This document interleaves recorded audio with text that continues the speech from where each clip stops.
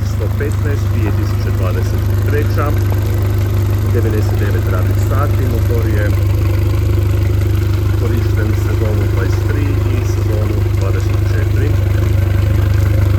Kupljen kod nas nov. Prvi servis je rađen na 7 radnih sati, drugi servis na 60 sati i sada je napravljen treći servis na 99 sati. Pri marki 57S, model Yamaha je F115 LT. Ovo je maksimalna snaga za ovo plovilo i ovaj motor je potpuno rasterećen, da nema nikakva opterećenja, znači maksimalna brzina je blizu 40 milja, što možete vidjeti i po režimu vožnje. Glisiranje je 47 radnih sati i korištenje je između 3 i 4 tisuće, znači na nekakvih